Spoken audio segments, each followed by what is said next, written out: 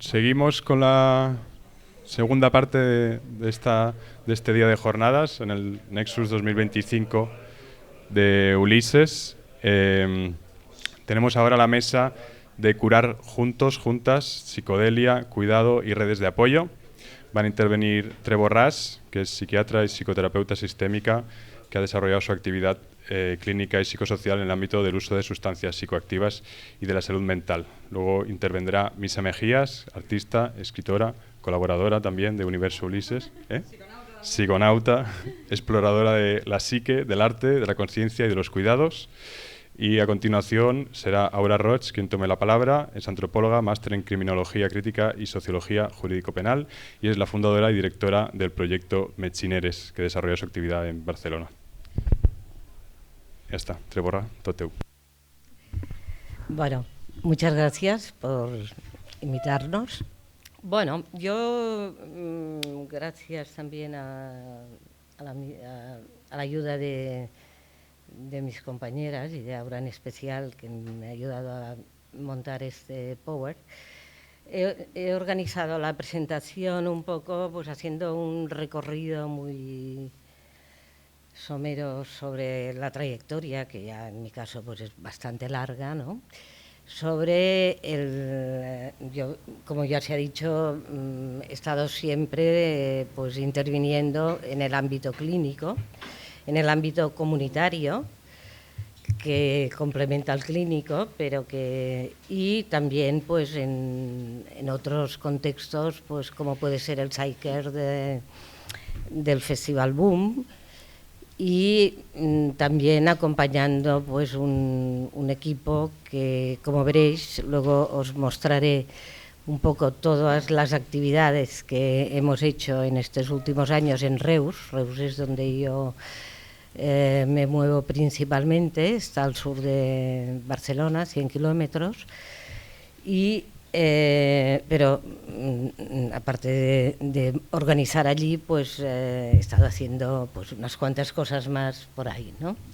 Y entonces me ha gustado empezar porque en el 84, yo en aquel momento estaba en Grup IGIA, que Grup IGIA era un equipo interdisciplinar que proponía un enfoque de salud pública que incorporaba ya.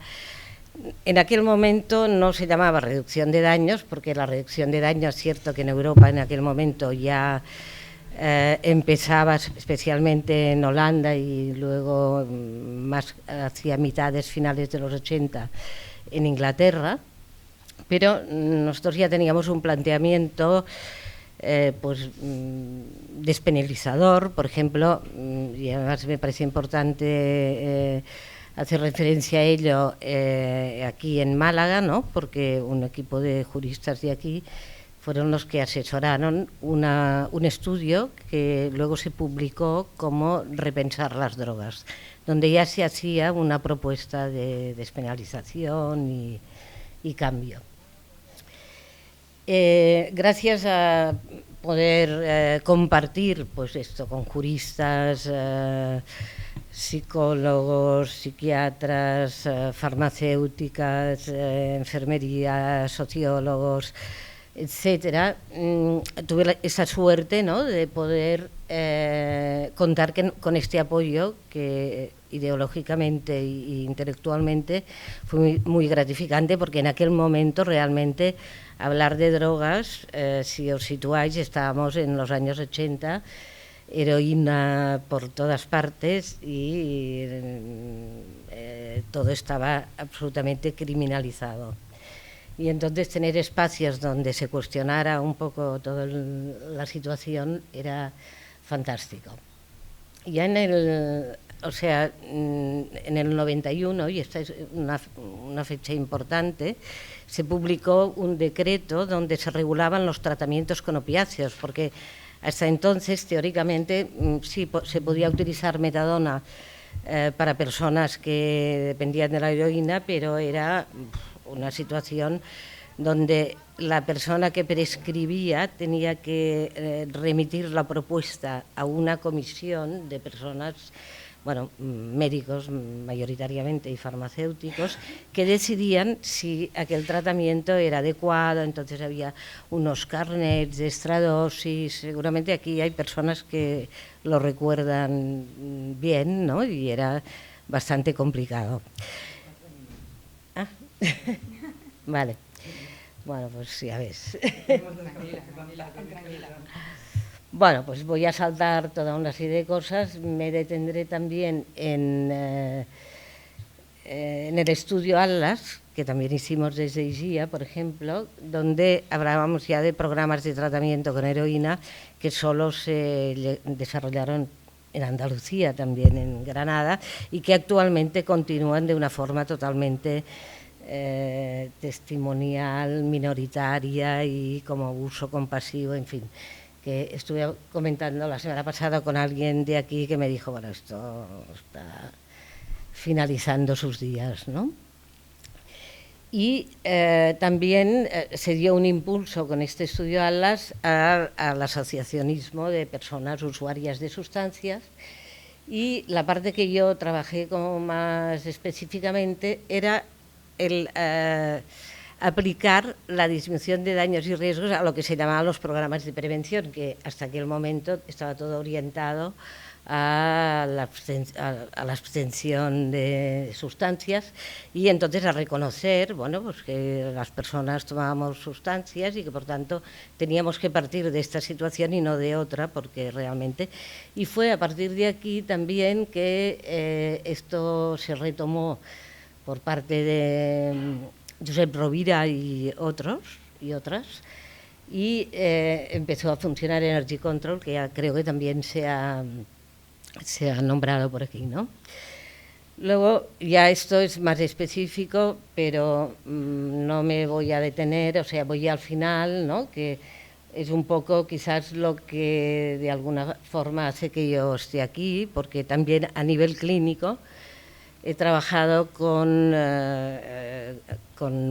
Bouso y otros profesionales del equipo y de ICER. Hemos realizado un estudio de seguridad clínica con ibogaína para dejar la metadona en personas que están en tratamiento.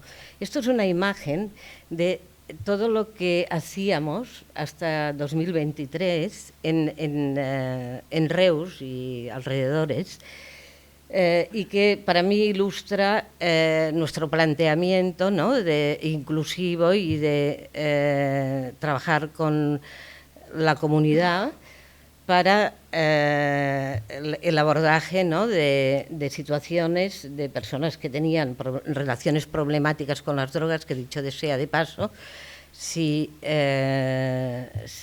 nos vamos a los datos que nos da la OMS, pues de las personas que consumen opiáceos, por ejemplo, un máximo de un 30% acaba teniendo problemas muy graves. Y esto vale para el resto de sustancias, y vamos reduciendo hasta el 10% que dicen que el cannabis también genera problemas. Esto ahora ya es historia, porque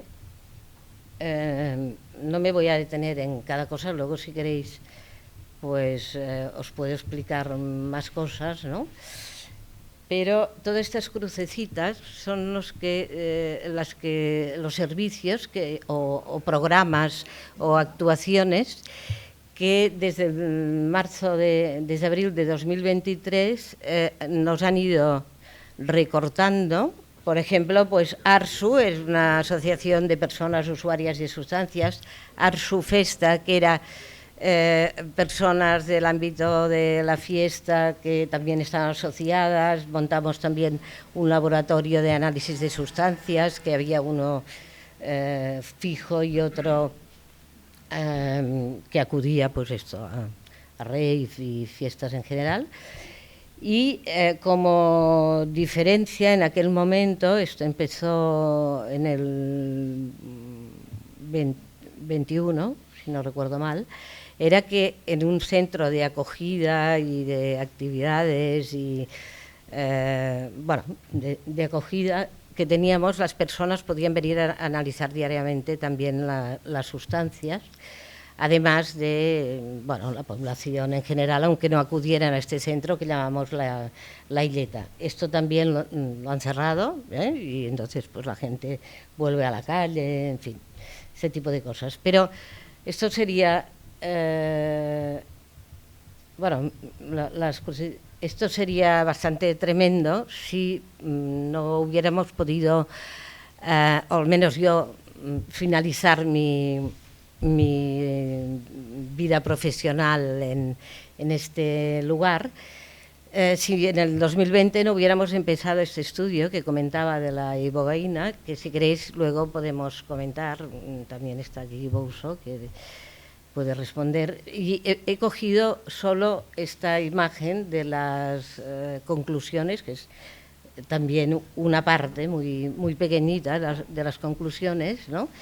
Donde, aparte de mostrar, ¿no?, la seguridad y el impacto que tiene la ibogaína en personas que tienen dependencia de los opiáceos, un impacto muy positivo. Además, hemos podido ver pues, las dosis con las que nos podríamos manejar bien fuera de un contexto hospitalario, que es donde hemos realizado el estudio, y seguramente se podría manejar en contextos no tan restringidos como el clínico, y podría pues, difundirse y hacerse mayoritario, ¿no? Porque realmente, además de este estudio de seguridad clínica, hemos hecho uno en paralelo con un antropólogo que también hasta que empezó a ver toda esta debacle estaba en el equipo, y esto era algo muy importante. Toni Llor, tener un antropólogo en un equipo clínico es algo maravilloso. Él hizo la parte cualitativa de este estudio, la parte más fenomenológica, ¿no? Y entonces, bueno, lo dejaría aquí para que me podáis... el Cosmic. Tranquila, no te vas a contar. El boom. Me dais más tiempo ahora para que pueda hablar del boom, ¿no? Ya. Pues bueno, el boom, no sé si todos habéis estado en el boom. No está hecho adrede, es una amiga. Va vestida igual que yo. Pero no, esto sí que ha sido... Sí, coincidencia de verdad, no. Bueno, pues el boom es... o sea, ya he tenido la ocasión de estar un par de veces por allí, en el Cosmic Air, que, bueno, es un espacio de curas, porque en realidad veníamos a hablar de curas y... Bueno, pero todo lo que he explicado hasta ahora, en realidad son curas de otra índole, que también me parece importante traerlas aquí. Pero el espacio de Cosmic Air es un espacio donde yo he aprendido muchísimo, porque es donde pueden acudir personas que están en el festival, que han tomado sustancias, a lo mejor han mezclado, o no era el momento para hacer experiencias, y acuden al Cosmic Air para ser cuidadas mientras, ¿no?, vuelven a un estado de tranquilidad y normalidad, por decirlo de alguna forma. Y realmente pues también es un lugar donde es una ocasión para hacer pues experiencias psiconáuticas, además del trabajo, ¿no? Y aquí pues me hicieron una foto y os planteo una adivinanza, a ver si adivináis de qué iba yo aquí. Okay. O sea, tenéis todo el rato. Bueno, muchas gracias y luego continuamos hablando.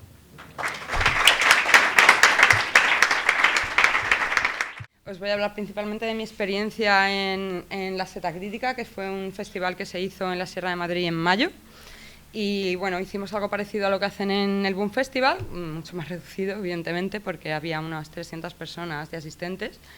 y bueno, pues como poniendo en marcha un proyecto que se llama Esperanza Esperare, que es muy parecido, se basa también en los principios del Cosmic Care, y se está extendiendo pues por más festivales, y no solo en España, sino en el resto de Europa. Este proyecto lo presentará la directora próximamente en Fuertedélica y ya dará detalles y dará todas las cosas que tenga que dar. Yo voy a hablar desde mi perspectiva como participante, como ayudante de la organización y también como colaboración en la coordinación. Lo que voy a hacer va a ser leeros el artículo que publiqué en Ulises hace un par de meses, en referencia a mi experiencia en la seta crítica, y luego ya a partir de ahí, si queréis, pues os comento un poquito la simbología de por qué una capa roja, por qué una cestita y por qué puede ser un símbolo de cuidados en un contexto en el que se pueden ir las cosas un poquito de madre.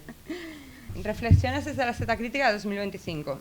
Una carpa en la Sierra de Madrid, caperucita roja y un corazón colectivo. Cuidar en la cultura psicodélica. La Seta Crítica 3 ha sido mucho más que un festival psicodélico o un congreso especializado. En este rincón vivo de la península ibérica se reunieron el pasado 24 y 25 de mayo 300 personas que comparten una misma búsqueda: repensar el papel de los estados expandidos de conciencia en nuestra cultura contemporánea. Y en medio de ponencias brillantes, talleres prácticos y debates apasionados, hubo un latido común que sostuvo todo el encuentro desde un lugar menos visible pero absolutamente esencial: el proyecto Esperanza Esperare. Bajo la dirección de Adela Abad, este proyecto ha traído al centro de la conversación psicodélica una pregunta incómoda y necesaria: ¿qué tipo de cuidado estamos ofreciendo y qué narrativas legitimamos o excluimos al hacerlo? Inspirado por las ideas de Catherine Walsh sobre la interculturalidad crítica, la pedagogía emancipadora de Paulo Freire y la ecología de saberes de Boaventura de Sousa Santos, Esperanza no propone un protocolo rígido, sino un ecosistema de prácticas flexibles, profundamente situadas y sostenidas por un compromiso ético. Durante el evento, este compromiso tomó forma en un espacio concreto, el espacio de cuidados, un lugar accesible durante todo el festival que se transformó en punto de referencia para la atención emocional, el descanso y el bienestar físico y mental.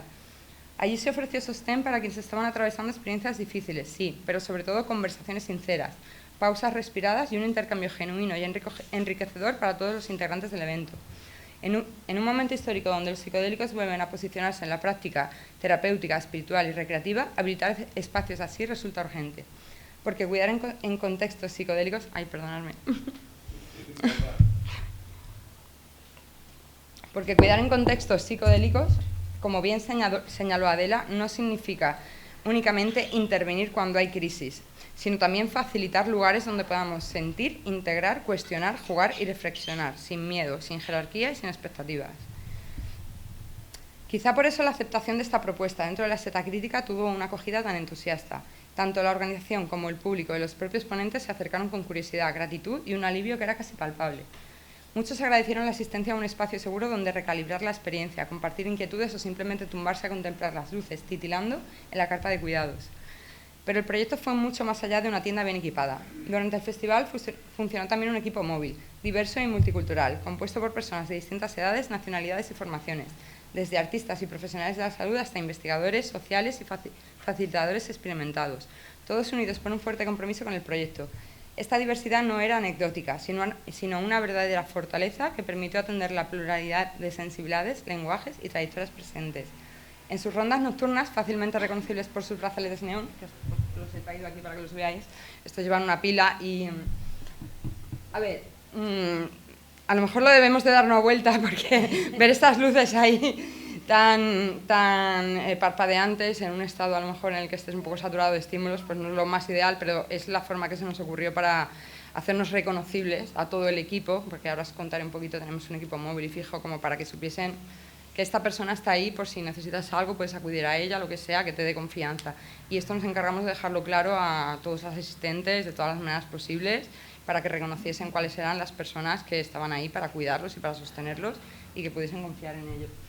A ver, como si esto fuera poco, el equipo contaba incluso con su propia caperucita roja. Una figura mágica que iba repartiendo lo que pudiera hacer falta, desde recursos prácticos hasta palabras suaves. Y sobre todo, recordando a todos que cuidar también puede hacerse con humor y un brillo cómplice en los ojos. Algunas imágenes quedarán grabadas mucho tiempo en la memoria colectiva de quienes participaron. La cabañita iluminada en medio del bosque, preparada para sostener cualquier vulnerabilidad. De todo esto os voy a poner fotos ahora. La carpa principal que por la noche se transformaba en un refugio cálido, casi uterino, o la cesta de caperucita encendida, símbolo discreto pero rotundo de un cuidado dispuesto a llegar donde hiciera falta. En el fondo, lo que se gestó aquí fue mucho más que un servicio adicional dentro de un festival. Fue un ejercicio práctico de tejer una cultura del cuidado que pueda entrelazarse con la cultura psicodélica de una forma madura y responsable. Una apuesta por no dejar a nadie solo frente al vértigo del subconsciente y por normalizar el acompañamiento ético también en entornos recreativos o artísticos, donde a menudo se pasa por alto la importancia de estos sostenes. Como participante activa y miembro del equipo de coordinación en este proyecto de atención y cuidados, puedo decir que me llevo la certeza de que algo importante se está consolidando, que estas prácticas tan humanas y tan necesarias están echando raíces con fuerza y tienen vocación de perdurar. Y que tal vez la verdadera integración de los estados expandidos en nuestra sociedad no vendrá solo de la mano de estudios clínicos o debates legislativos, sino también de estos pequeños gestos, una mano sobre el hombro, un espacio donde tumbarse sin explicaciones o un oído atento que escuche sin interrumpir. Porque en última instancia, la psicodelia en Occidente solo tendrá sentido si aprendemos a cuidarnos de verdad los unos a los otros. Si logramos que ese cuidado sea tan diverso, creativo y libre como los propios viajes de la conciencia, y si entendemos, como comprendimos todos en la seta crítica, que esta mezcla de vulnerabilidad, curiosidad y compromiso colectivo hay algo profundamente transformador. Bueno, pues hasta aquí el artículo y ¿dónde tengo aquí los PowerPoints? Vale, aquí. Entonces, bueno, nosotros allí lo que hicimos básicamente, yo como participante, fue crear espacios. ¿Por qué no se me abre esto? ¿Cómo pongo yo esto en pantalla completa? Aquí. Yo, básicamente, mi papel dentro del proyecto, en un principio iba a ser de 2 horas, pero al final pues estuve allí todo el evento, fue crear el contexto apropiado para que, bueno, primero que tuviésemos un lugar donde la gente se sintiese cómoda, que tuviésemos los recursos necesarios. Por ejemplo, teníamos, aquí veis en la primera imagen, teníamos un sitio apartado que tuvimos que desbrozar a mano sobre la marcha con los pies, no teníamos máquinas ni nada. Y ahí un poquito escondido pues preparamos como pudimos con unas alfombras, unas mantas, unos sacos de dormir y demás, por si a alguien en algún momento del festival pues le puede pasar, por mucho que hablemos de reducción de riesgos, que mezcla sin control o que no ha medido bien o por cualquier cosa se sobreestimula, se satura y necesita apartarse un poquito del ruido, de la gente, de todo esto, pues aquí teníamos un espacio habilitado precisamente para esos casos que estaban súper estimulados y necesitaban aislamiento y necesitaban un sitio seguro y necesitaban a alguien que dijese: te puedes quedar aquí tranquilo hasta que esto pase, no te va a pasar nada y no te preocupes que nadie te va a molestar. ¿Vale? Estos son algunos miembros del equipo, yo salgo aquí, pero estoy cortada. El equipo lo formamos pues personas de toda índole, había psicólogos, facilitadores, artistas, músicos, bueno, de todo. Al final a todos nos movía el interés común de, pues eso, de cuidar, de sostener, de que hemos pasado por esas experiencias, sabemos que hay veces que hay situaciones muy difíciles y bueno, pues simplemente pues con el ánimo de aportar, y no solo nosotros de aportar, porque nosotros también de allí, de esa experiencia, pues nos llevamos también muchas cosas. En la cabañita esta que estaba preparada para por la noche, pues hicimos una zona acordonada, pusimos espacio de cuidados que era privado, allí no podía pasar nadie, a no ser que los miembros del equipo lo llevásemos directamente allí.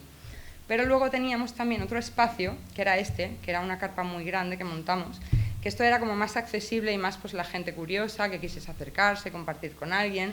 Lo que hicimos fue montar una carpa de unos 12 o 15 metros, no me acuerdo cuánto era, y dentro pues pusimos alfombras, teníamos un montón de recursos en plan, bueno, las cosas básicas, agua y todo eso también, pero luego pues si la gente también quería pintar, teníamos también folletos en Energy Control, teníamos allí mucha gente pues para charlar un rato, para compartir las cosas, para entretenerse.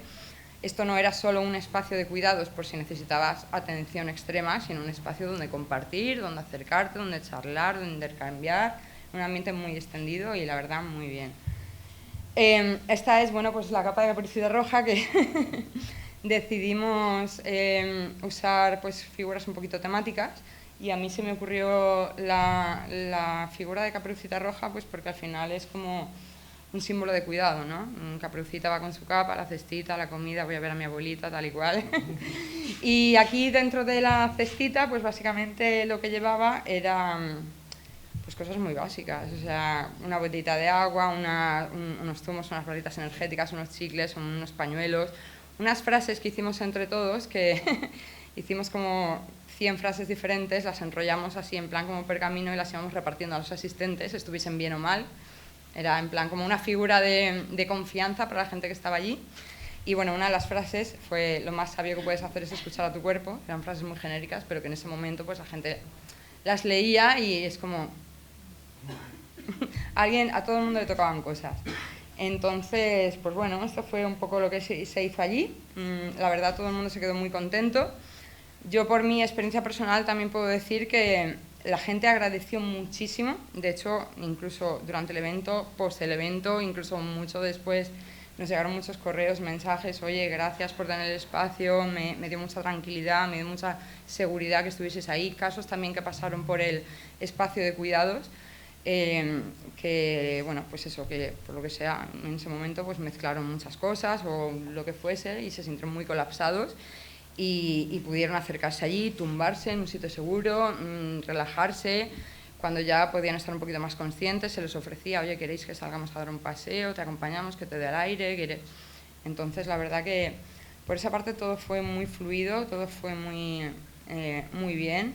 Y al final, pues lo que nos unía a todos era eso, el querer cuidar, el querer sostener, el querer estar ahí, porque hemos pasado, la gente que estábamos ahí, todos habíamos pasado por esas situaciones y todos entendíamos pues que es importante tener ese tipo de seguridad. Entonces, yo por mi parte tampoco tengo mucho más que añadir, simplemente que para mí el tema de cultura de cuidado muchas veces se centra en eso, ¿no? En la otra persona a lo mejor no va a sentir lo mismo que sientes tú y no va a necesitar las mismas cosas que tú, pero todos más o menos sabemos que sentirse cuidado muchas veces cuando atravesamos un proceso, sea una experiencia psicodélica o sea en la vida en general, lo que necesitamos es simplemente un referente externo que nos dé anclaje en el mundo. Y hay veces que simplemente las cosas más básicas, que tú sepas que tienes un entorno, un contexto seguro para que tú te puedas relajar y centrarte en atravesar ese proceso, eso ya es una ayuda infinita. Solo eso, no intentar cambiar, ni intentar reconducir muchas veces, ni intentar guiar, ni intentar intervenir en una experiencia, simplemente estar ahí como soporte, ofreciendo seguridad, tranquilidad, no te preocupes, no pasa nada, yo estoy aquí, te voy a cuidar, voy a estar pendiente de tus necesidades, no te va a faltar de nada, está tranquila. Yo, para mí, no sé vosotros cómo lo veréis, pero para mí eso es como la clave de todo, tener ese soporte. Así que no se me ocurre qué más decir, ya está. Gracias.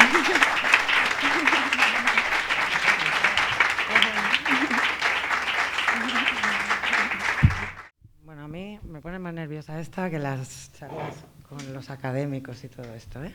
Porque estar aquí con tanta gente a la que quiero, a la que admiro y que me hace tanta ilusión, pues me pone muy nerviosa. Pero también me emociona mucho, así que gracias a la familia Ulises y por organizar todo esto y por ser grandes amigos y conspirar tanto juntas, que siempre es muy emocionante, y por ponerme en la mesa con estas mujeres, que es siempre fantástico. Y nada, yo voy a empezar. Yo vengo de Metgineres y voy a cambiar bastante lo que es de lo que hemos estado hablando bastante hasta ahora. Pero voy a empezar como poniéndole un poco cara de mujer a todo esto de las drogas y sobre todo a la guerra contra las drogas. Porque creo que en todo esto hay un marco conceptual que hoy se ha mencionado, que es el prohibicionismo, ¿no? Y hablaban de la acción, pero yo creo que a veces es importante hablar de lo que significa realmente la guerra contra las drogas a nivel profundo, ¿no? Y a nivel sociológico, que por eso soy antropóloga y a eso voy. Y para empezar a hacer un homenaje a estas mujeres de la guerra contra las drogas, supongo que conocéis algunas, ¿no?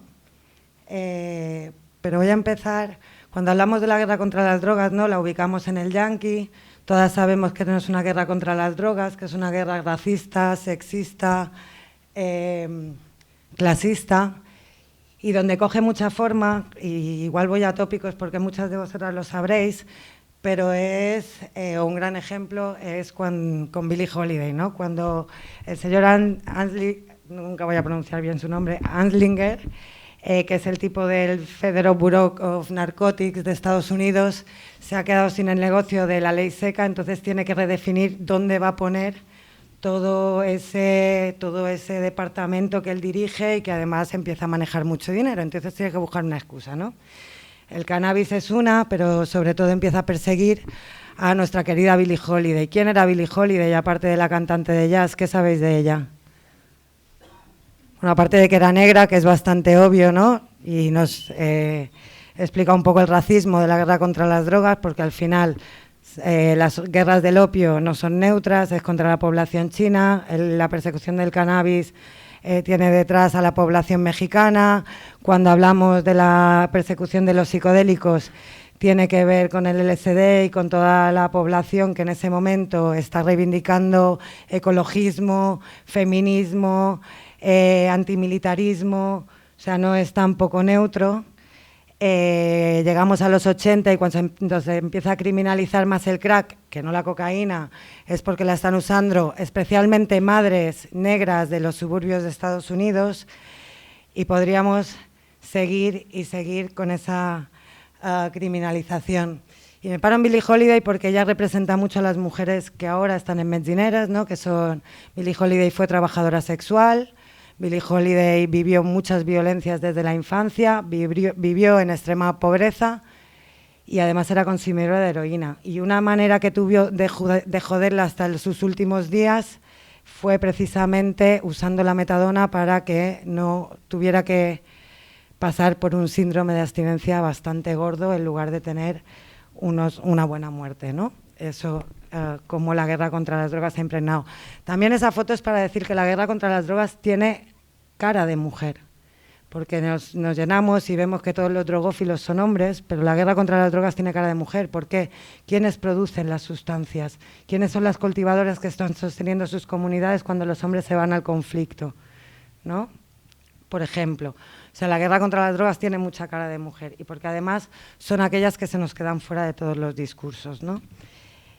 Bueno, tenemos también a María Sabina, que se caga en los hippies que fueron a verla y que, bueno, que también le destrozaron sus comunidades, ¿no? Y así es un poco como ha ido, ¿no? Mujeres que han estado sosteniendo mucho conocimiento tradicional y vienen los hombres y se lo apropian de aquella manera, le sacan el contenido y luego de alguna manera nos echan a las mujeres del discurso y de la historia.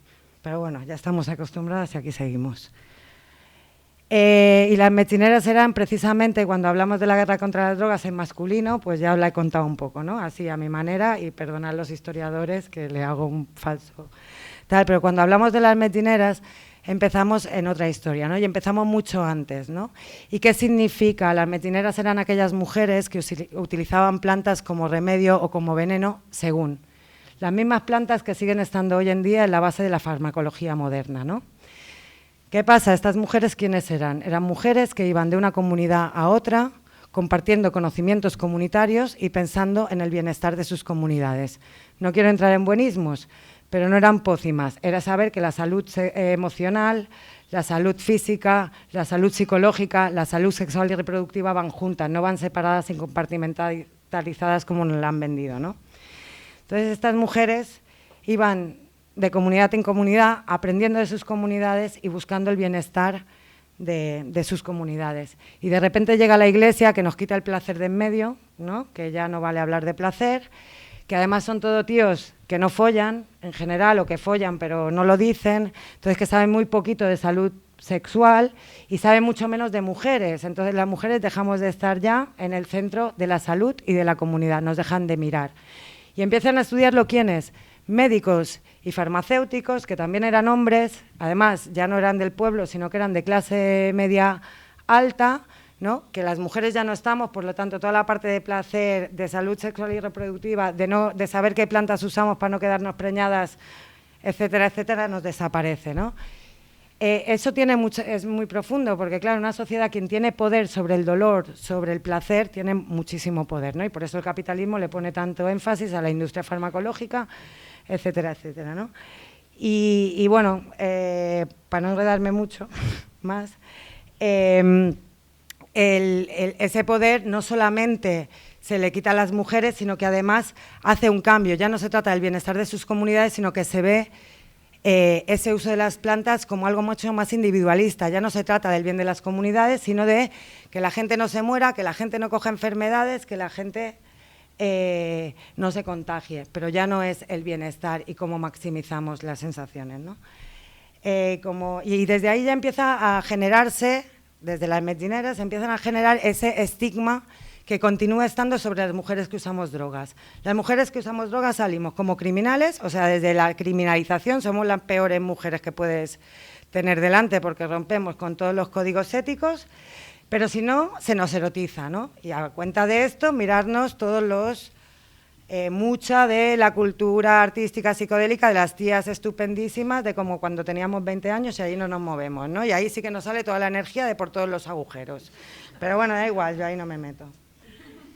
Y evidentemente las mujeres usamos drogas, las mujeres somos cultivadoras y producimos drogas, y es muy diferente si lo haces en el norte global o en el sur global, ¿no? Porque es muy diferente las mujeres de arriba, que se las están cargando con glifosato, incluso Petro ahora vuelve a volver a eso, o las hermanas de abajo que viven en Estados Unidos y se hacen millones.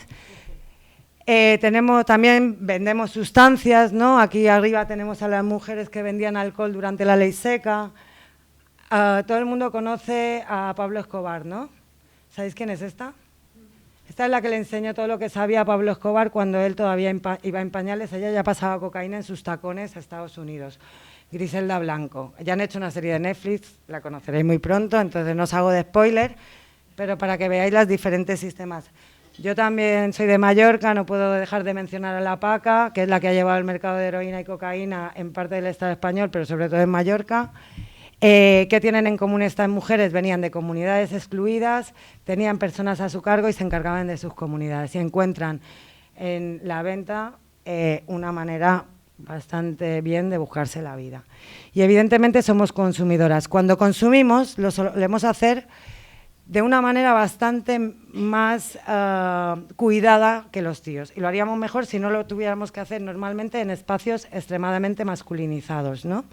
Y digo por qué lo hacemos mejor, porque si podemos analizamos las sustancias, porque sabemos que consumir solas y no con amigas nos pone muy en riesgo, porque desde pequeñitas nos han dicho cuando salíamos a la casa, ten cuidado, mientras a nuestros colegas que medían igual que nosotras les decían, pásatelo bien, ¿no? Y cuídamela. Bueno, da igual, ¿no? Entonces, y además si nos podemos cuidar, lo hacemos con bastante más estilo, nos gustan las parafernalias, nos cuidamos, nos controlamos más las dosis y solemos cuidar de nuestros amigos, ¿no? Por eso fue tan maravilloso cuando nos encontramos un equipo de drogófilas que todas estábamos liderando espacios en cuanto a política de drogas o de reducción de daños, y de repente nos pudimos drogar juntas. Pues fue maravilloso no tener que cuidar a nadie, porque todas nos estábamos cuidando, sobre todo a nosotras mismas, pero a nuestras amigas más. Y luego empezamos a cuidar a nuestros amigos, que todavía se lo pasaron mejor en las fiestas. ¿A qué sí, vos? Y bueno, y las que tenemos problemas, y ya sé que me estoy liando, entonces ya termino. Uy, se me ha colado uno aquí que quería meter. Y las que tienen problemas con las drogas, en realidad tenemos que plantearnos si tienen problemas con las drogas o si tienen muchos problemas y las sustancias son aquello que les ayuda a copar con su día a día, ¿no? Y os enseño un poco, nosotras en Mentineres, no me voy a enredar porque os enseñamos el programa en Fuertedélica, pero sí enseñaros estos datos. Esto es, nosotras en Mentineres estamos acompañando a 600 y pico de mujeres, vienen 60 y pico cada día. A Mentineres es un local que es un garaje doble en medio del Raval. Son consumidoras de metanfetamina, de heroína, de crack, sobre todo, pero sobre todo son mujeres que vivían muy solas, que tenían mucha falta de amor y que han estado puteadas toda la vida. Y para que veáis un poco cuál es la amalgama de cosas que conviven, no es que cada una tenga una cosa, sino que todas conviven un poco con cada una, nos encontramos que eso, ¿no? Como que casi el 50% han pasado por experiencias migratorias traumáticas, que el 67% vive sin techo, literalmente en la calle, pero es que de las otras, el 87%, si miramos el total, no tiene un lugar seguro en el que estar, en el que vivir. Que el 60% ha tenido que ceder la custodia de sus hijos o se las han quitado, que está en experiencia administrativa irregular. El 70% tiene que hacer trabajo sexual, no hace trabajo sexual porque ellas lo eligen, sino que tienen que hacer sexo por supervivencia, que es cuando no pueden elegirlo. El 75% casi está lidiando con temas de salud mental. El 40% ha vivido situaciones de LGTBIQ-fobia, ¿no? Viven en extrema pobreza. Y el 100% son supervivientes a situaciones de múltiples violencias desde la infancia hasta la edad adulta. Entonces, a mí que vengan y me digan que el problema son las drogas. Y os quiero terminar con, y ahora sí, bueno, eso, ¿no? Son mujeres que cuando piden ayuda, ¿no? Porque todas nos llenamos la boca de reinsertarlas, digo que vengan aquí, vengan y vean cómo ellas reinsertan en los márgenes, porque es en el único lugar donde encuentran un sitio donde pueden ser ellas mismas, cuando las hemos echado de todas las comunidades. Y vamos ahí a hablar de reinserción y de reintegración para que se vayan a Pedralbes y sean un perro verde, pero bueno, da igual, eso sería otra cosa. Pero luego que vayan a los servicios, ¿no? Porque claro, tienen que entrar y recuperarse y reinsertarse. Y se van a los servicios y que se encuentran que los que tienen que ver con drogas están dominados en el 85% por hombres. Y además los servicios que dan ni están pensados para ellas ni están adecuados para ellas. Que cuando se van a los servicios de violencia les dicen que aquí no pueden entrar porque, claro, usan drogas y ya viven en una extrema violencia todo el rato, entonces no las pueden proteger. Cuando van a salud mental no les pueden hacer un diagnóstico porque usan drogas. Entonces lo que nos queda, que es la calle y la nada, ¿no? Y es ahí donde decidimos luchar contra el estigma, porque al final es lo que las está apartando de poder acceder a todos lados, ¿no? Las personas que usan drogas pueden trabajar, pueden tener una casa, etcétera, etcétera, como lo hacemos cualquiera de nosotras, ¿eh? Lo único es que nosotras la compramos en la farmacia, tenemos los colegas y tenemos casa donde no nos vea y no nos persiga la policía. Y ya, me paro aquí.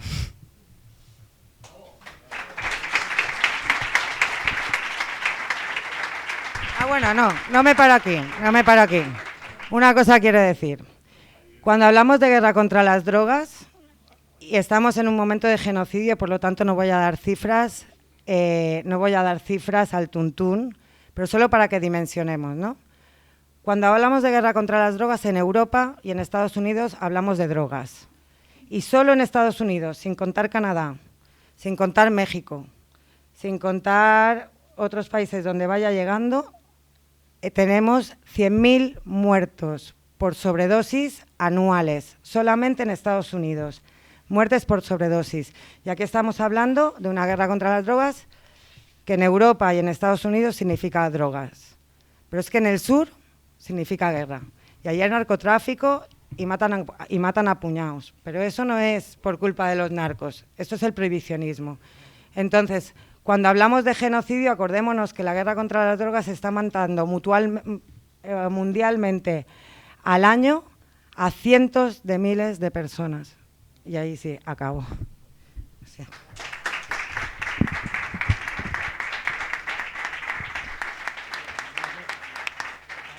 Hacemos un turno de preguntas. Vamos a intentar usar el vídeo porque se graba mejor. Y hacer una preguntita o un comentario para los ponentes, para nuestra mano. Sí, ahora, lo que has dicho sobre las mujeres que están de acuerdo, algunas de ellas representadas de las grandes organizaciones, de los cárteles. ¿Sabéis lo que dijo Laureano Oubiña cuando le detuvo la policía? ¿Qué dijo? Me han pillado, qué pena, no, dijo en gallego. A mí ya mujer va a irme a matar. Mi mujer me va a matar, claro. No necesito traducirlo. Bueno, sigo pensando que el problema no son las drogas, es el corte que le echan a la gente que está en la calle. Le dan drogas de verdad, no pasa que no lo pasa. Totalmente. Ahora, el problema es que sí es un problema. Pero las drogas en sí no es el problema. Es que cuando van a comprar algo, les dan nada. Un 1% de... Pues yo te voy a decir que te equivocas. Y te voy a contar una anécdota. Yo estuve trabajando en una de las salas de consumo de Vancouver cuando aprobaron hacer el estudio sustitutivo de heroína con heroína. Entonces había una mujer que iba viniendo y decía, hostia, tengo unas ganas de entrar en este estudio, y se le ocurrió para entrar en el estudio un montón. Y al cabo de una semana de haber estado, y lo consigue, ¿no? Todas súper contentas, y al cabo de una semana vuelve a estar en la sala de consumo, donde ahí ya no entras con tu droga perfecta, sino que entras con las drogas de calle. Y digo, ¿qué ha pasado? Me dice, ¿sabes qué pasa? Que yo entré allí y llegué, y a las 9 de la mañana yo ya tenía mi dosis, y a las 9:30 de la mañana ya no sabía qué hacer. Tenía una depresión de caballo. En cambio, yo cuando uso heroína, vivo en la calle, me siento muy sola, no tengo amigas.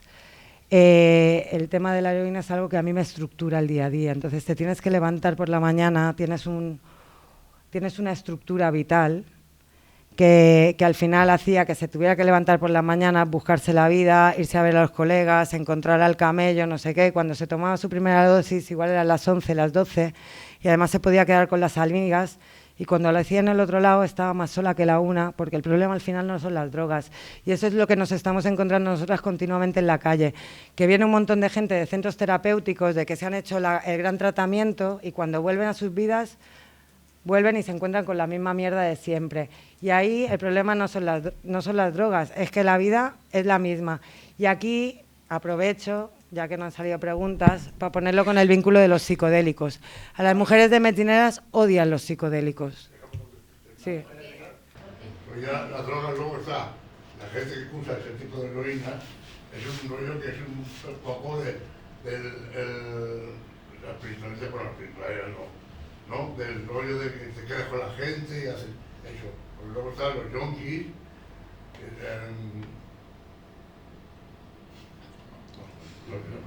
Bueno, es como que hacen una vida social, ¿no? A través de la droga. claro, un rollo de vamos a comprarlo, El tema de la a depresión o el vacío que tienes en la vida no lo soluciona la droga. luego están los yonkis intelectuales, que tienen sus cositas buenas, entonces entonces no pasa nada. Pero la gente que está acostumbrada a ir a la calle todos los días es como un ritual.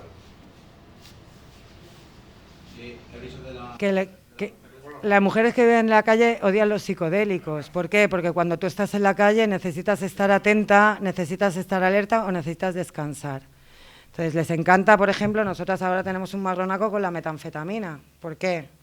Porque para ellas es maravillosa. Te mantiene despierta, te mantiene alerta y no te mantiene todo el rato buscando. Eso es lo que busca la gente que está en la calle. El mal viaje, yo de las peores sobredosis que he visto en una sala de consumo ha sido de ketamina. ¿Por qué? Porque te inhabilita. Ahí no tienes ninguna arma cuando tú tienes que estar alerta, ¿no? Mucha gente te viene, hostia, qué bien que les iría un viaje de ayahuasca o incluso de otras sustancias. Ya, pero estas chicas luego salen a la calle. O sea, cuando estamos hablando de sustancias que te van bien para el trauma, si tú estás continuamente retraumatizando, no tienes un lugar seguro en el que estar, son contraproducentes. Entonces, ojalá cuando hablemos de hacer asequibles, o sea, de sacar este tipo de iniciativas, que yo tampoco quiero hablar de tratamientos médicos porque me parece una gran falacia, cuando saquemos esto y empecemos a hablar de renacimiento psicodélico, tengamos muy en cuenta cómo se lo vamos a hacer llegar a las poblaciones más vulnerabilizadas, ¿no? Y eso no va de drogas, va de casa, va de comunidad, va de antiestigma, va de un montón de otras historias, ¿no? Y de no ser adicto.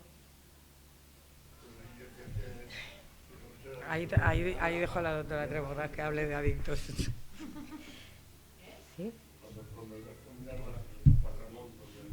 Sí, yo quería enlazar con lo que habías dicho porque de manera clásica se dice que se pone el ejemplo del cazador, por ejemplo.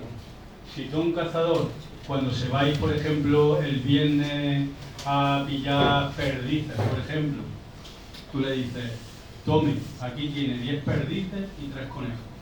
Lo matas, porque el hombre lo que necesita realmente es irse al monte, desconectar, arrastrarse entre las piedras, estar ahí a la expectativa del conejo, porque al fin de cuentas lo que está haciendo con esa acción es eludir sus problemas, dejarse la mente vacía, porque esto también es aplicable a la gente que juega, por ejemplo, a la ludopatía.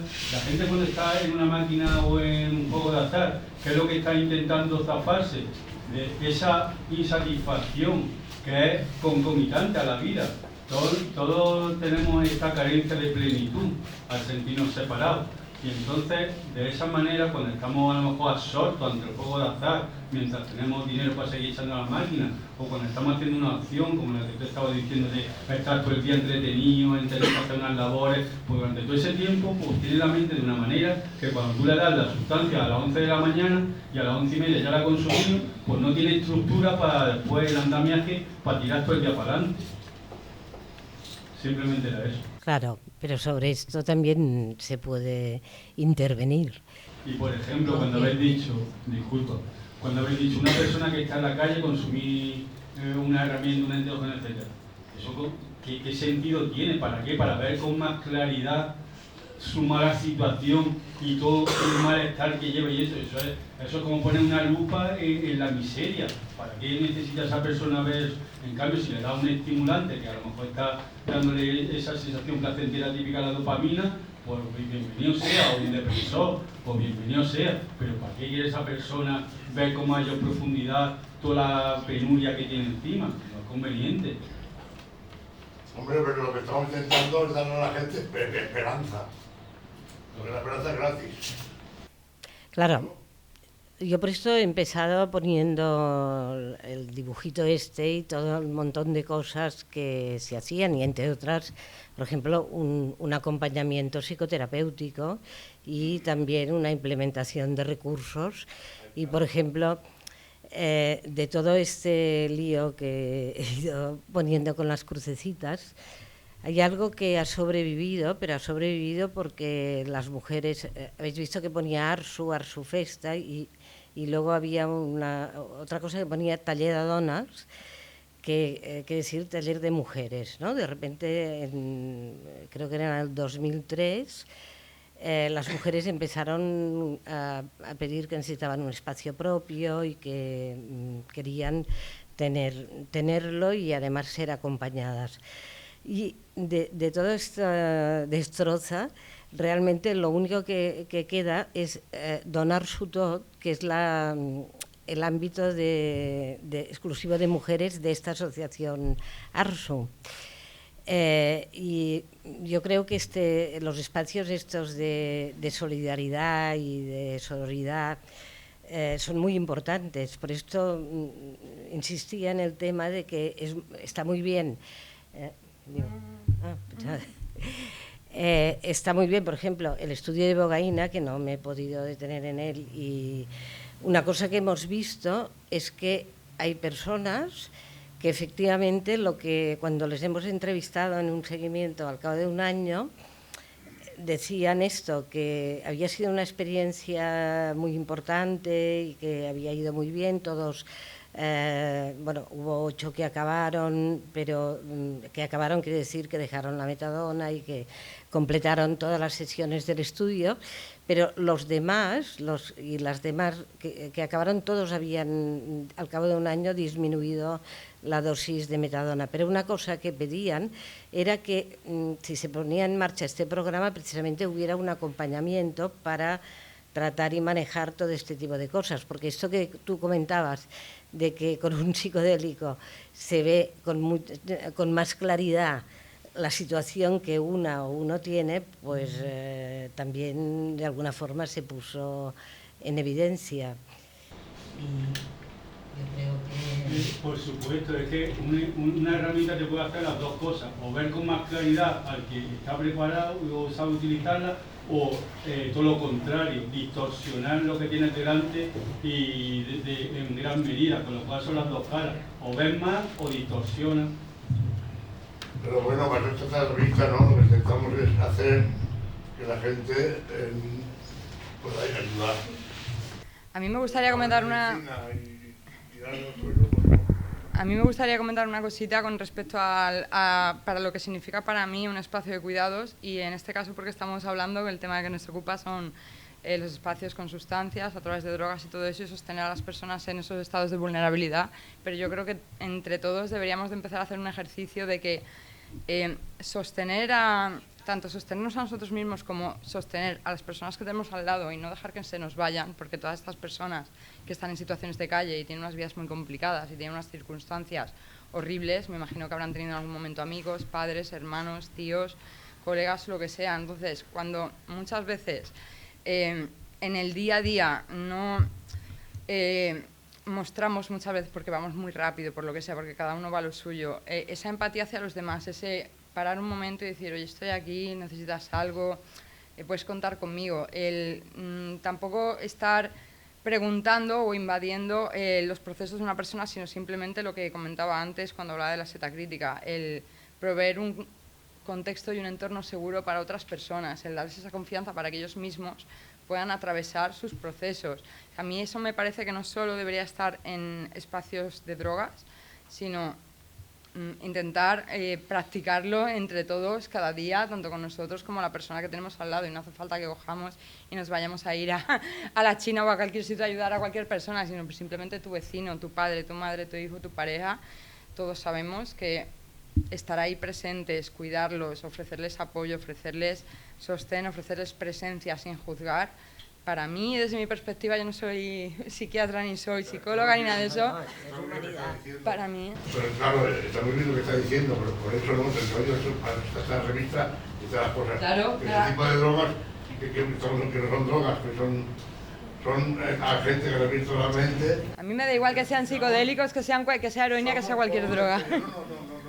Ya, sé que no es lo mismo, pero me refiero al contexto de cuidar a la persona que se habla, porque yo tengo amigos, por ejemplo... Ahí está, me refiero que el rollo es ayudar a la gente. Ayudar a las personas, cuidarnos entre todos. Algo que me hace que ayude más gente de la que estoy ayudando. Sí. Bueno, a ver, yo estuve ingresada 2 meses en un psiquiátrico a causa de un brote psicótico que lo provocó un medicamento. Me obligaron a estar allí, entré sin mi voluntad, me obligaron a estar medicada, no sé cuantísimas pastillas al día, y cuando consigo el alta, fue con la promesa de que tenía que continuar mi tratamiento, incluso de por vida. Yo no soy drogadicta, pero me convirtieron en drogadicta. Una de las decisiones que tomé cuando conseguí el alta fue dejar toda la medicación. Estoy temblando. Y bueno, yo no tuve apoyo por ninguna parte, no lo encontré, yo no conocía esto, yo estuve buscando, necesitaba, yo entré en una oscuridad profunda que me causó muchos problemas y tuve la suerte de, aquí este es mi pareja ahora, pero él sabe el proceso, lo duro que fue, y yo cuando he dicho antes de que hay adictos que no te permite la adicción ver más allá, yo estuve ahí. No fue una adicción que elegí o las circunstancias me llevaron a ello, me obligaron. Y nada, no podía compartir.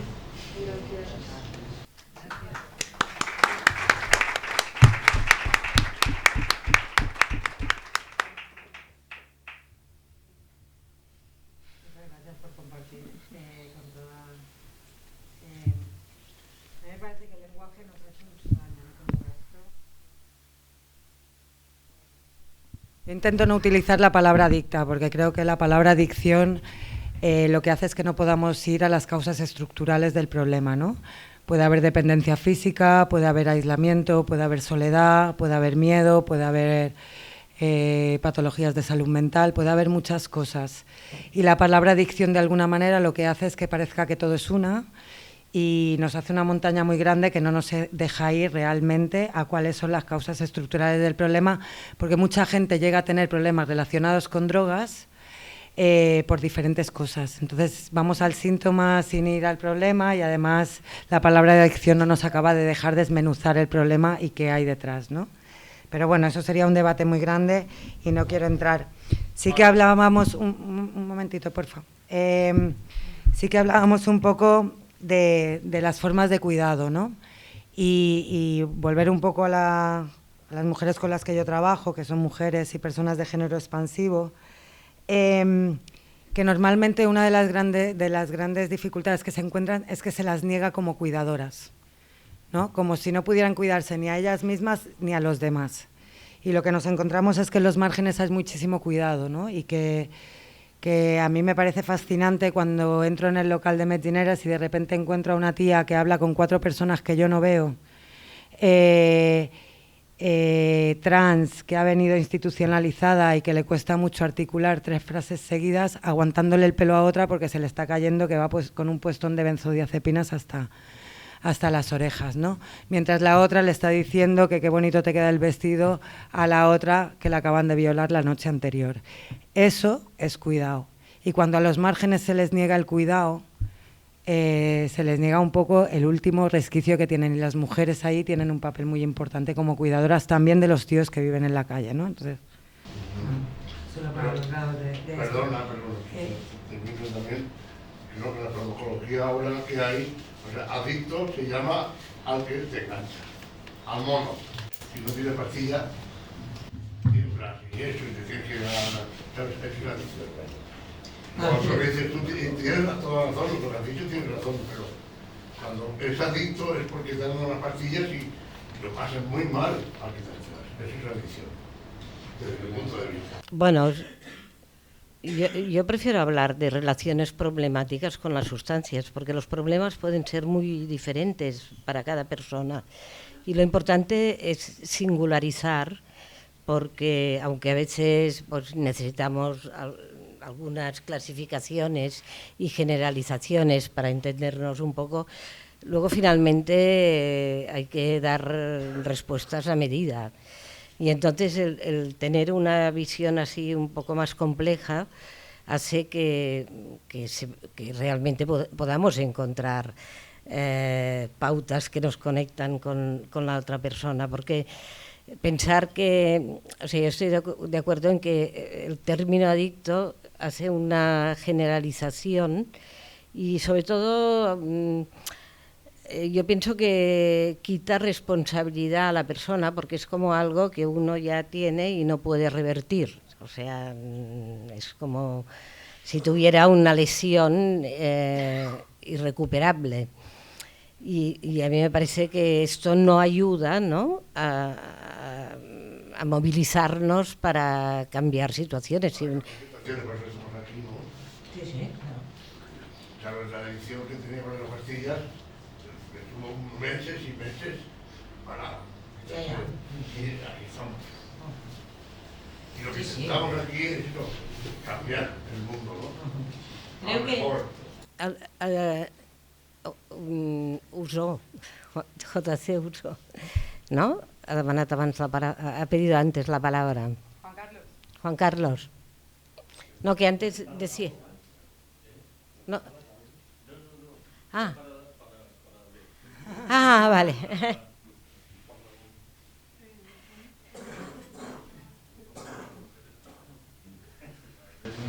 Bueno, muchas gracias.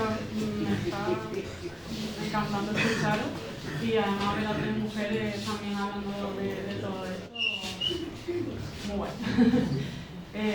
Yo por compartir un poco una experiencia de vida que tuve, porque viví en Estados Unidos varios años en unas circunstancias un poquito complicadas que me llevaron ahí por temas de falta de amor propio, y ahí pues se complicó la salud mental y tal, y terminé como prácticamente viviendo en la calle, cuidándome mucho y entrando en las redes de cuidado de la calle hasta donde se puede, porque efectivamente los Estados Unidos a mí me tardé 2 años en recuperarme del nivel de pérdida de sentido de comunidad, ¿no? Que no es la droga el problema era todas esas personas completamente marginadas fuera de cualquier concepto comunitario, de cuidado, de valor propio y de formar parte de una sociedad, ¿no? De no tener ninguna función, y eran gente, la mayoría pues genios, o sea, conversaciones y unas cosas increíbles de bonitas,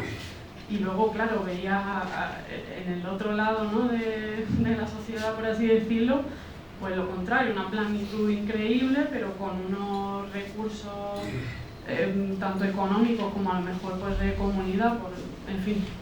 Había todo tipo de personas, pero que al final no era un problema individual, es que es un problema colectivo, y el problema es que cuando vemos esto como un problema individual, con lo de que es adicto, empezamos a diagnosticar, nos quedamos en los síntomas y nunca se va a la raíz. Claro, eso es que es lo que interesa a quienes tienen el control de estas cosas, ¿no? Y la mayoría de estas personas pues enganchadas al crystal meth, la metadona de cristal, y todo a raíz siempre de farmacología que venía de depresiones o... En fin, me pongo nerviosa porque me toca un montón, pues fue muy duro también verme yo ahí por un lado. Yo no llegué a entrar a eso, pero pero estaba ahí, ¿no? Y eso, y lo de los cuidados, a mí como que también me volvió en la cabeza porque digo, tío, ¿se cuidan más toda esta gente entre ellos? Pues nos cuidamos más todos que lo que te encuentras en donde estás socialmente aceptado y que parece que todo el mundo tiene que ir en esa dirección. Y es como, qué locura lo que estamos haciendo. O sea, esto es una psicosis colectiva y las personas que más valen, todas estaban ahí, ¿no? Hipermarginadas. Entonces, bueno, pues compartir. Gracias.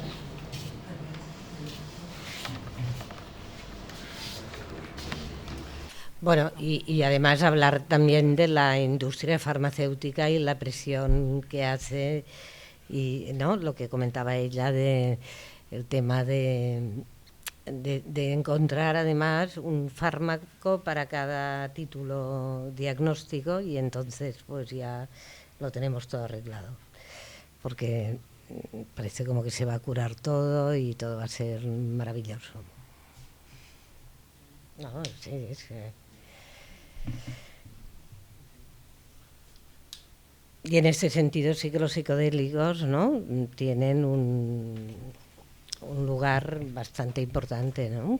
Estamos viendo, ¿no?, clínicas como Sináptica, con la ketamina, estudios en el Hospital Sant Joan de Déu, en Zamora, de la utilización de psilocibina para trastornos depresivos, 5-meo también para trastornos depresivos, en fin.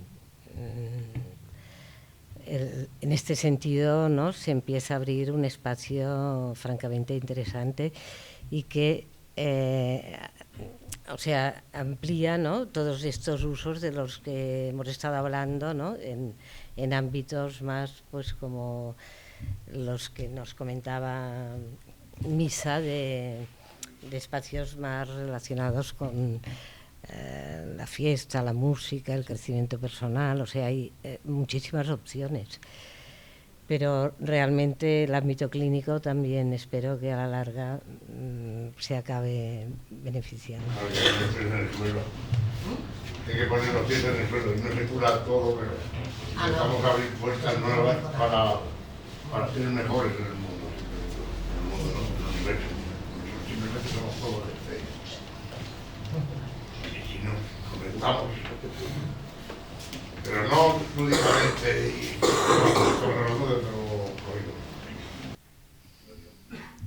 A mí me viene también una historia que es, aparte de la individualización del malestar, ¿no?, que eso a mí es algo que me preocupa mogollón, porque estamos hablando de sustancias y tal, y ahora todo el mundo se está tomando el Orfidal para irse a dormir, la pastillita para despertarse, etcétera, etcétera, o si no yendo al psicólogo, o si no yendo a su ayahuasquero de turno.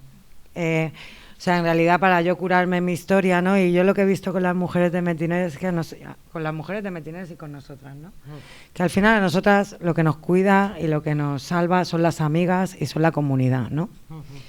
Y os voy a contar una anécdota como para terminar con buena historia. El otro día, bueno, tenemos delante del local de Metineres, que os podéis imaginar, nos vienen los documentalistas y nos dicen que no pueden contar historias porque supera la realidad, ¿no? Es muy Almodóvar, Metineres. Y tenemos una vecina muy facha de las que baja con la camiseta de la Legión o de la Guardia Civil, con el collarcito de la Policía Nacional. Y al principio no le caíamos muy bien, pero bueno, la vamos entreteniendo cada vez más.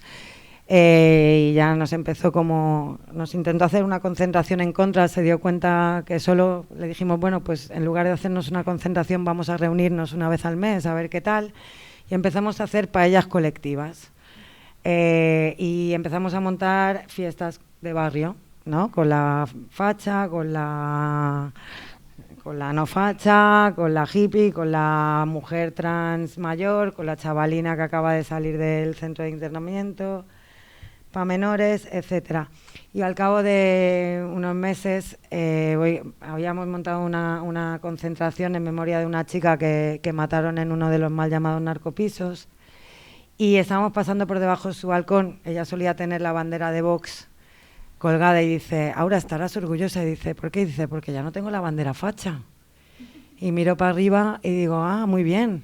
Y digo, ¿ahora la que tienes? Y me dice, la del Vaticano. Digo, Pero la siguiente, al cabo de 2 semanas, estábamos haciendo las fiestas del Raval, ¿no? Y ella estaba bailando reggaetón con literalmente una tía negra, trans, trabajadora sexual, ¿no? Dije, ahora que vienen estas narrativas, de tanto como acabamos con estas narrativas del fascismo, pues sigamos haciendo comunidad, sigamos haciendo barrio, porque esto al final es lo que acaba acabando con el fascismo, ¿no?